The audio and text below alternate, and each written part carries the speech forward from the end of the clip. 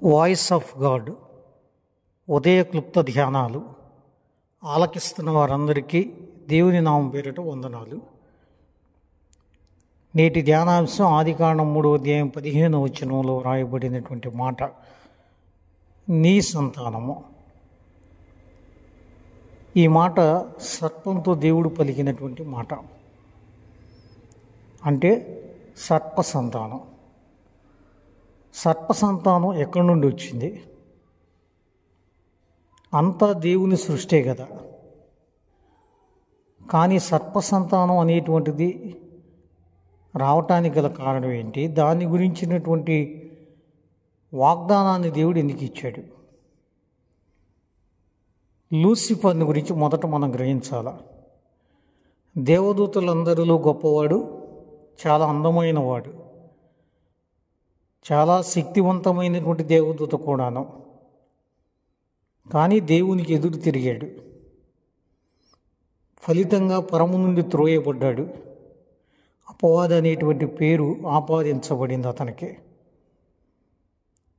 త్రోయబడినటువంటి అపవాది ఆది దంపతులను పతనం చేయటానికి ఒడికట్టాడు.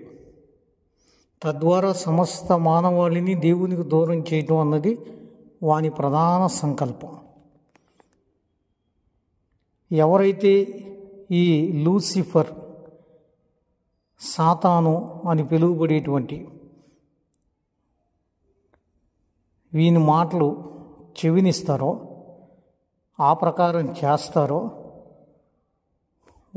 వారందరూ కూడా దేవుని బిడ్డలుగా అనిపించుకోజాలరు, సర్ప సంతానంగా మిగిలిపోతారు. ఒక వ్యక్తి ఉన్నాడు అనుకుందాం. అతను తన ఇంటిలో సమస్తం మీద ఒక వ్యక్తిని పని చేయటానికి నియమించుకున్నాడు. కానీ తన కుటుంబాన్ని మినహాయించి అన్నింటిలోనూ అతడు ప్రధాన పాత్రుడే ఉండేటట్టు అధికారాలు ఇచ్చాడు. ఆ వ్యక్తి కుటుంబం జోలికి వస్తే ఏమైద్ది? క్షమించరాని నేరం అయింది, శిక్షార్హం అయింది.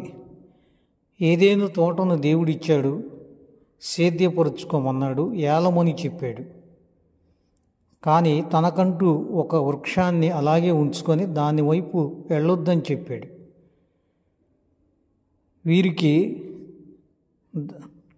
దేవుడు కాదు అన్నటువంటి దాన్ని, ఆయనదైనటువంటి దాన్ని ఆశించడం వీడు చేసిన తప్పు. దేవుని సన్నిధిలోనే ఉంటాడు, కానీ దేవుని సింహాసనం కావాలి అపవాదికి.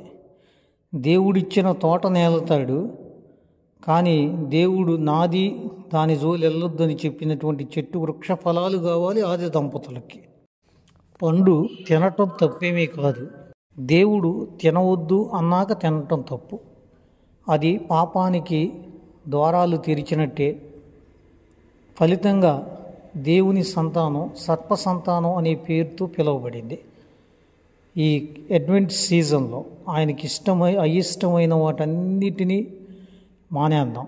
ఆయన నాది అని చెప్పిన దాన్ని ఆయన ఘనతకే అప్పగిద్దాం. దేవుని బిడ్డలారా, ఆయన మనకిచ్చినటువంటి పరిధిలో ఆయన్ని సంతోషపెట్టే బిడ్డలుగా జీవిద్దాం. అప్పుడు ఆయన సంతానంగా పిలువబడతాం. పరిశుద్ధాత్ముడు ఈ లేఖనాలు దీవించును గాక. God bless you all. Thank you.